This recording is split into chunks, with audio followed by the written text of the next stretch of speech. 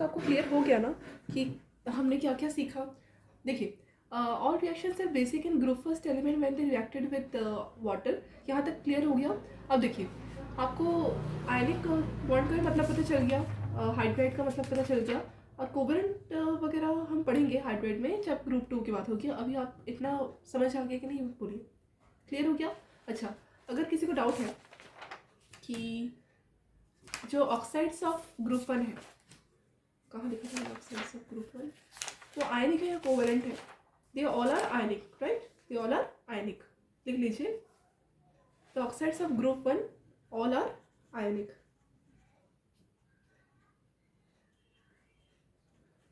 All are ionic bonding, ठीक है? यहाँ भी अगर कंफ्यूजन है, reaction with water of group 1 all are ionic, ठीक है? यहाँ कोई कोवलेंट बॉन्ड की जगह नहीं है। चलो, यहाँ तक क्लियर हो गया आपको? कोई डाउट? कोई डाउट नहीं है? अच्छा, यहाँ पर क्यों हमने हाइड्रोजन का एक्सेप्शन केस देखा for hydride covalent and hydride ion के? क्योंकि हाइड्राइड, मैं बॉन्ड आपको कोवलेंट वाला बताऊंगी अभी, आप थोड़ा सा वेट कीजिए। पहले मैं ये आपको क्लियर कर देना चाहती हूँ कि क्यों हाइड्राइड आयन नहीं बन सकता इन फ्यूचर किसी अदर एलिमेंट के साथ। देखिए, जो हाइड्राइड आयन है, ठीक है, वो हाइड्राइड आयन बेसिकली इसलिए नहीं बन सकता क्योंकि हाइड्रोजन जो है वो बहुत छोटा है। छोटा है मतलब उसमें एक ही शेल है। आपको पता है कि नंबर ऑफ शेल्स यूज ही किए जाते हैं to measure the actual atomic size. तो आपको अगर ऐसे डाउट है कि क्यों फर्स्ट शेल में होल्ड करने की क्षमता नहीं है, क्योंकि क्या होता है, हाइड्रोजन का वो वाला भाग बहुत बार ले लिया जाता है जहाँ पर न्यूट्रॉन नहीं रहता। तो हाइड्रोजन में कैपेसिटी बहुत कम रहती है इलेक्ट्रॉन्स को अपनी तरफ होल्ड करने के लिए।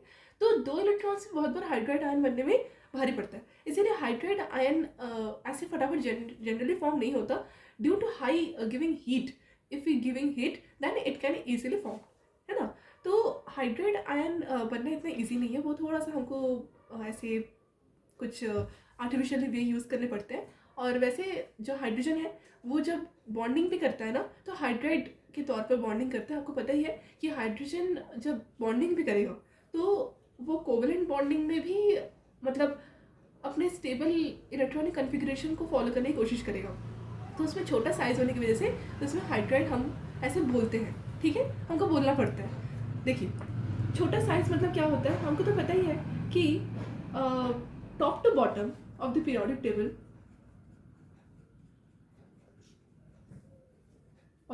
Table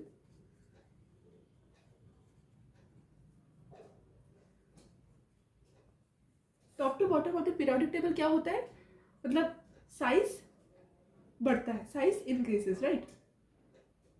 why? Because the effective nuclear charge decreases.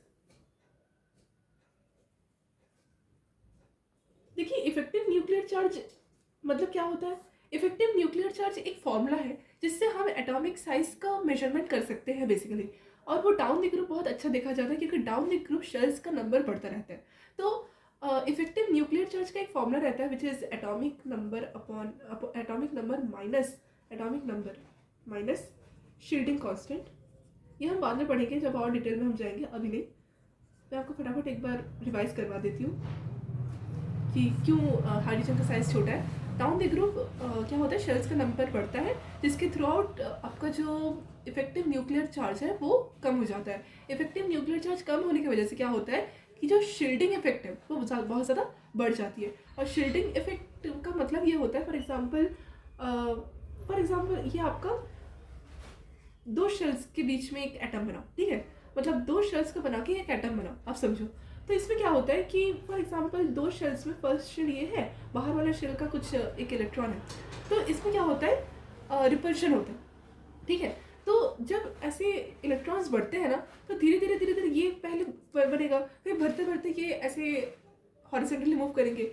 अब जहाँ ये वाला ऐसे बन रहा है ना शेल, नेक्स्ट जब इसके नीचे थोड़ा सा आएंगे ना, ये 2 शेल्स 3 शेल में डिवाइड हो जाएंगे ऐसे।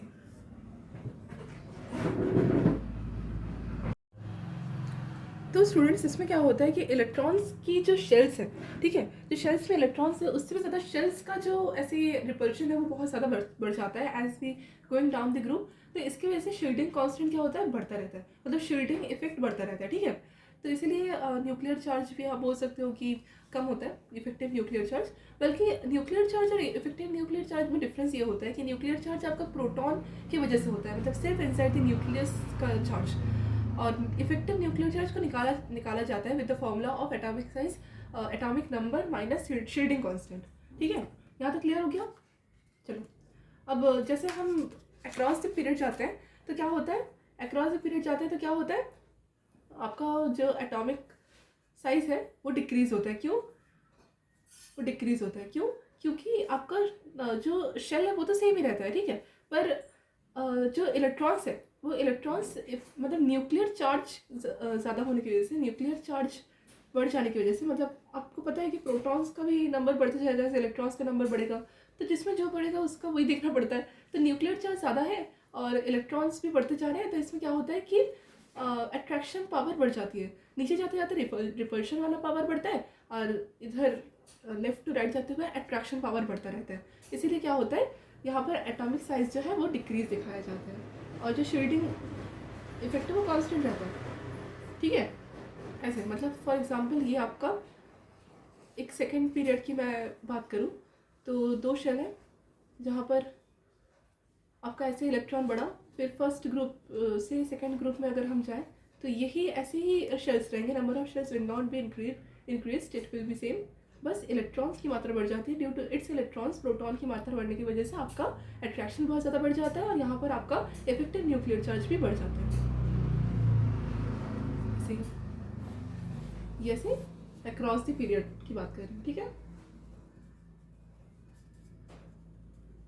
अक्रॉस द पीरियड बोले या टॉप टू बॉटम बोले, हाइड्रोजन का जो साइज है वो एज कम्पेयर टू हम बोले हीलियम भी अगर मैं बोलूँ तो हीलियम और हाइड्रोजन दोनों में ही सेम शेल रहता है, पर इलेक्ट्रॉन्स थोड़ा ज़्यादा रहता है हीलियम का, और हाइड्रोजन और अगर मैं टॉप टू बॉटम की बात करूँ तो हाइड्रोजन सबसे छोटा है, ठीक है। तो हाइड्रोजन छोटा ही है और इसकी वजह से हाइड्रोजन में एक्सेप्शन केस आ जाता है, हाइड्राइड वाला, ठीक है। यहाँ तक क्लियर हो गया। अब चलिए हम नेक्स्ट टॉपिक को पढ़ना स्टार्ट करते हैं, which is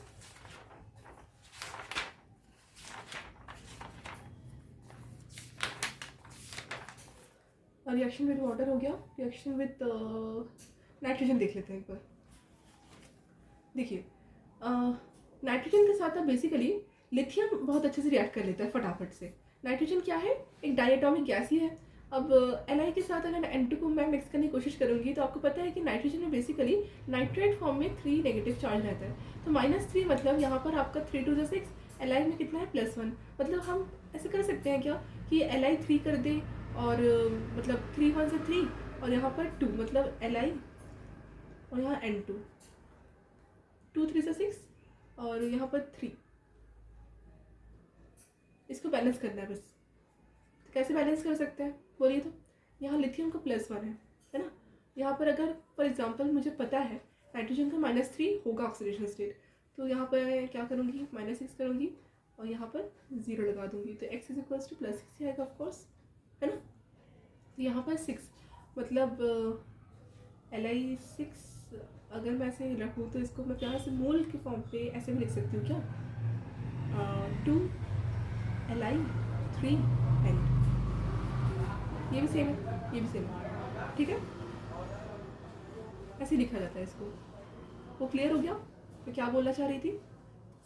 it is the lithium nitride, ये बहुत इजीली बन जाता है then other members of group 1 with nitrogen reaction. ये क्लियर हो गया आपको, कोई डाउट है, कोई डाउट तो नहीं है, ओके वेरी नाइस।